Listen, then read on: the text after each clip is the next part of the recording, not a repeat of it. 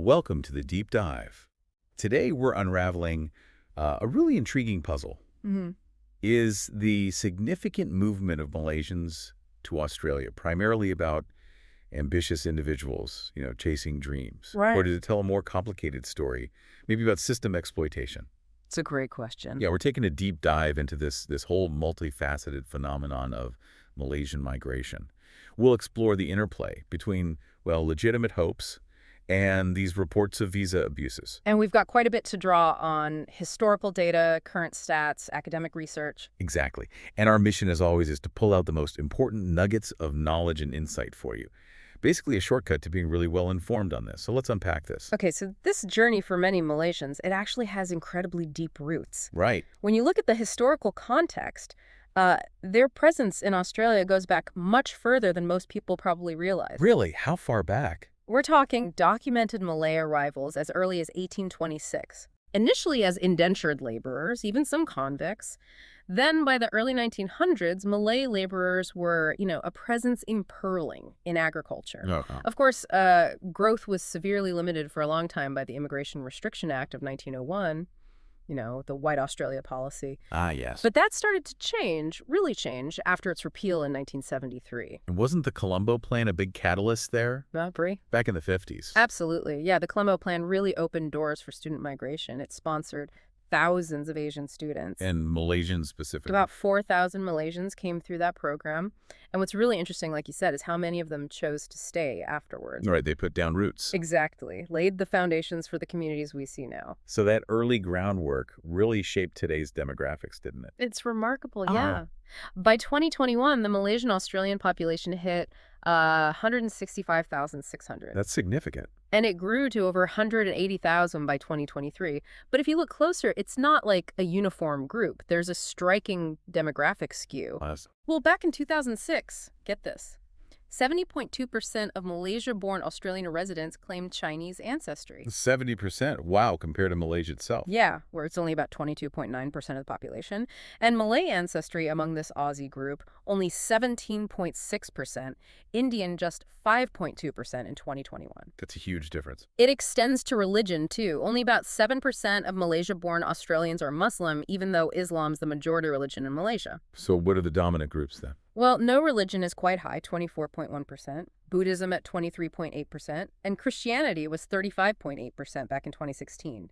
It really shows a specific demographic is making this move. That is a very distinctive profile compared to Malaysia's general population. And it sounds like a pretty settled group, too. The median age is around 42. Yeah, it suggests a settled population, and they seem well integrated, 55.9% married, and a strong 57.7% working full-time. Right. Absolutely. And Malaysian immigrants often get praised for how well they integrate. They form cohesive communities, groups like the Malay-Australian Association. And they contribute across the board. Yeah. Medicine, education, business. They really enrich Australia's multicultural fabric. You see high intermarriage rates, active participation in cultural events. It really underscores their adaptability, their commitment. Okay, so that sets the scene, the history. But what forces today are pushing and pulling so many more people to make this journey? Let's get into the push and pull factor, starting with Malaysia. What's pushing people out? Well, there are some pretty clear realities. The first big one that often comes up is Malaysia's new economic policy, the NEP. Right, the NEP. Tell us about that.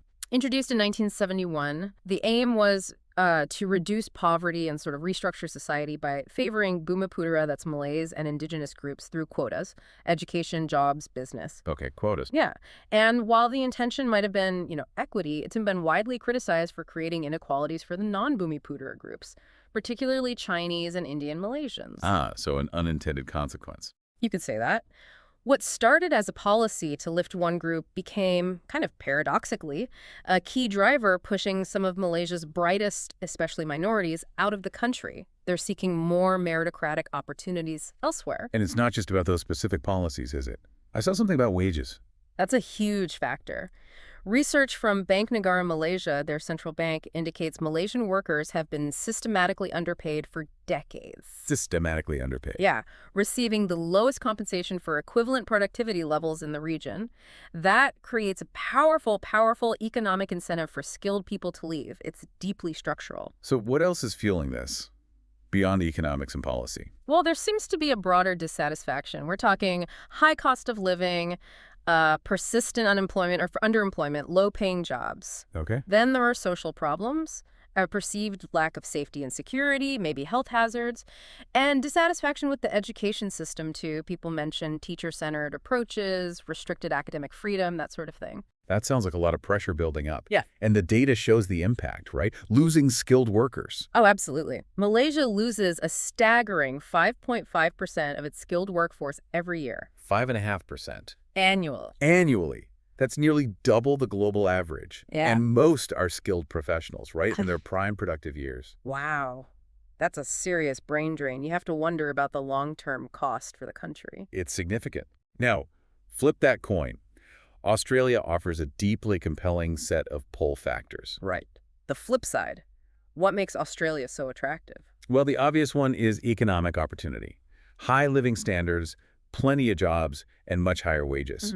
Even something like, say, fruit picking can pay multiples of what you'd earn in Malaysia. That's a powerful draw for many. And it's not just the money, right? It's a whole package. Definitely. Quality of life is huge. People talk about better career progression, a world-class education system, good research infrastructure. So lifestyle stuff, too. Yeah, appealing lifestyle factors. Climate, sports, entertainment options, better medical facilities, political stability, and that strong sense of safety and security. It's comprehensive. And Australia seems quite strategic about attracting talent. Very strategic. Its skilled migration framework is explicitly designed for it. Look at the new National Innovation Visa came in December 2024. It replaced the Global Talent Visa. Okay. And it specifically targets exceptionally talented individuals, researchers, entrepreneurs, investors, athletes, creatives. That shows a real deliberate policy. Plus, you mentioned those existing communities. Having networks already there must help. Absolutely. The established Malaysian diaspora creates powerful networks. They often sponsor family members, which makes the transition, easier, more appealing. It offers a softer landing. Okay, so let's shift gears and navigate Australia's visa system. There are, of course, the official legitimate pathways many Malaysians use. Indeed. And the main engine, historically anyway, has been student visas, subclass 500. Big numbers there. Huge. Between 2005 and 2023, over 117,000 Malaysians studied in Australia. As of 2024, nearly 16,000 are still enrolled. And they're pursuing degrees for knowledge, but also other reasons. Exactly. It's often for what academics call cultural capital. The non-financial stuff like reputation, social networks, things that boost your status and opportunities maybe back home or internationally. Right. The question then is, how many genuinely go back after studying? That's the million-dollar question. And beyond students, there's a whole range of skilled migration visas. Subclasses like 189, 190, 491. And Australia prioritizes skilled migration. Heavily. About 70% of their 185,000 migration places for 2024-25 are allocated to skilled streams. But Malaysia isn't a top source country for those permanent skilled visas. You're not in the top 10, no. For example, only 628 Malaysians got state or territory nominated visas in 2023-24. Compare that to over 11,000 for Indians and Chinese combined. But they do come in through these professional routes. Okay, what about working holiday visas? Yeah. Subclass 462, Malaysia joined that scheme in 2009. It's not a primary route for permanent stay, but uptake has grown. Almost 1,000 first-time visas granted to Malaysians in 2023-24. That's a big jump. Yeah, 57% up from the year before. It gives young Malaysians a flexible way to experience Australia, maybe test the waters. Okay. But then we get to what our sources call the unofficial script. Right. The rule bending, the exploitation. This is where it gets really complex, doesn't it? And highlights some, vulnerabilities in the system. This is a critical point. The Electronic Travel Authority, the ETA subclass 601, it's basically a short-term visitor visa, easy for Malaysians to get for tourism or business. And the numbers are huge. Staggering. As of June 2024, 172,617 Malaysians held a short-term Australian visa. Wow. And this ETA has become a favored loophole. Many enter on it and then either just overstay or they immediately apply for protection visas. Which really puts a strain on the system, you'd think. Absolutely. How much does it unintentionally strain the integrity of the whole immigration system? That's a key question. And the overstaying. That's a persistent issue with Malaysians specifically. Consistently the highest number. Back in 2018, 7,500 out of 10,000 total overstayers were Malaysian. 7,500. Yeah. And by mid-2023, about 6,500 Malaysians were in Australia as unlawful non-citizens, or UNCs. That's a lot of people living outside the formal system. Which leads to this protection visa paradox you mentioned. Exactly. Subclass 866, or 202. A significant number lodged these claims right after arriving. Now, these visas are designed for genuine asylum seekers facing persecution. But that's not the main motivation here for many. For many, it seems the primary motivation isn't actual fear of persecution, but getting work rights and extending their stay. They can potentially stay for years, maybe up to 8 years, while the claim is processed. But most claims aren't successful. The vast majority fail. For instance, 2016-17, only 168 successful claims out of over 26,000 applications. 26,000. Yeah. And these claims, the appeals process, it cost Australian taxpayers nearly $50 million over just 3 years, 2017 to 2019. 50 million. Wow. And once people are there, maybe overstaying, without proper papers, they end up in illegal work. Often, yeah. Particularly in sectors like fruit picking, agriculture. And it's not just individual choices. This is often facilitated by organized crime networks, unscrupulous labor hire companies. Which leaves workers incredibly vulnerable. Hugely vulnerable. Underpayment, denial of basic entitlements, even severe coercion. It's a really dark side of this whole migration story. And tied into this are visa scams, right? A pervasive threat, often spread through social media. They charge huge fees, make false promises. And the consequences for victims. Financial loss, obviously, but also visa cancellation, even deportation. It's a really dangerous landscape for people desperate to migrate. So, given all this, how is Australia responding? The policy pendulum seems to be swinging towards tightening things up. Definitely. Australia is trying to balance its economic needs with these challenges. Recent reforms show a clear tightening. Like with student visas. Yeah. Student work rights were temporarily expanded during COVID, but they were restricted back to 48 hours per fortnight from July 2023. Okay. Plus, there's a new Genuine Student, or GS, requirement.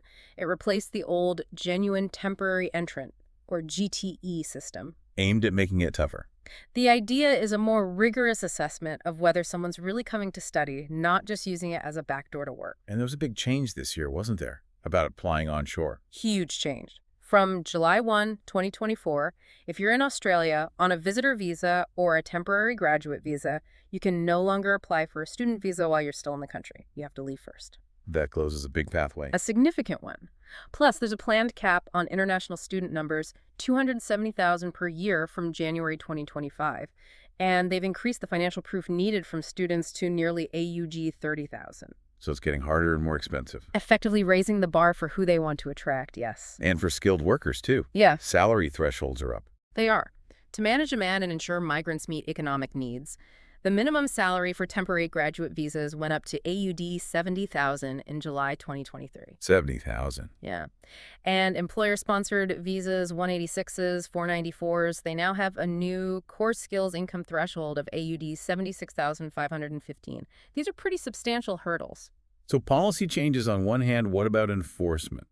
Border Force. The Australian Border Force, ABF, has definitely stepped up its efforts. They've launched specific operations like Bonesis and Inglenook, targeting organized visa fraud and exploitation. Enforcement is visibly higher. And holding employers accountable. That's a big piece. There's new legislation, the Migration Amendment, Strengthening Employer Compliance Act 2024, came into effect July 1st, 2024. What does it do? Introduces really tough penalties for dodgy employers. Fines, even imprisonment, and public naming and shaming through prohibition declarations. And importantly, crucially, these laws protect all migrant workers, regardless of their visa status. It acknowledges exploitation happens even if someone's working illegally. It's a strong move towards accountability for employers. So domestic changes, but also working with Malaysia. Yeah, there's bilateral diplomacy. The Australian Department of Home Affairs is cooperating with the Malaysian government. Things like exchange programs for airport officers, joint training. It highlights this is seen as a shared challenge. Okay. Because looking at the bigger picture, Australia faces this really delicate balancing act. Indeed. The economic needs, attracting talent, revenue, filling skill shortages, and social integrity. Things like housing pressure, protecting local jobs, preventing modern slavery. It's a constant tightrope walk. So after digging into all of this, history, demographics, push-pull, visas, policy, what does it all mean? That simple idea of chasing dreams or breaking rules just doesn't cut it, does it? Far too simplistic. I mean, the Malaysian exodus to Australia, for many, seems like a pretty rational response to being systematically undervalued back home. Right, that structural undervaluation of human capital. Exactly. It's a complex thing with deep structural roots in both countries. And you mentioned institutional complicity. Yeah, that's a key insight, I think. Malaysia's failure, perhaps, to adequately compensate its skilled workers creates those powerful push factors. While Australia's system provides the pull. Right. Australia's sophisticated visa system provides the pull mechanisms. It creates this kind of self-reinforcing cycle where, arguably, Malaysia's policy issues directly benefit Australia's economy. Which raises some interesting questions about Australia maybe being an unintended beneficiary. You could frame it that way. The economic implications for Malaysia are pretty clear: a significant loss of human capital investment. That diminishes its ability to create high-value jobs, leading to a kind of structural disadvantage. So does Australia benefit from Malaysia's issues without really bearing the costs? That's the uncomfortable question it prompts. It makes you reflect on the ethics of skilled migration policies that perhaps unintentionally, systematically disadvantage developing countries. So ultimately, addressing this needs more than just border crackdowns or visa tweaks. It requires systemic solutions, structural reforms in Malaysia, competitive pay, clear career paths, and for Australia, maybe considering the ethical dimensions more deeply, perhaps even mechanisms for sharing the benefits with origin countries, fostering a more equitable global talent flow. Right. So wrapping up this deep dive, it's clear this Malaysian exodus to Australia is, well, profoundly multifaceted. Yeah. It's a tale of ambition, yes, but also complexity. While the vast majority of migrants clearly contribute positively, integrate well, it's also true that a minority does exploit loopholes. And policy shapes migration just as much as individual dreams or motives. Absolutely. So maybe the most important insight we're left with is this. The real question isn't just dreams versus rules. It's whether the current system actually serves the long-term development interests of both countries. Or does it maybe inadvertently create this self-reinforcing cycle? Disadvantage for one, systematic advantage for the other. It really forces us to think about how we might build migration systems that serve genuine development goals while still respecting individual aspirations and, global economic realities. Something to really chew on.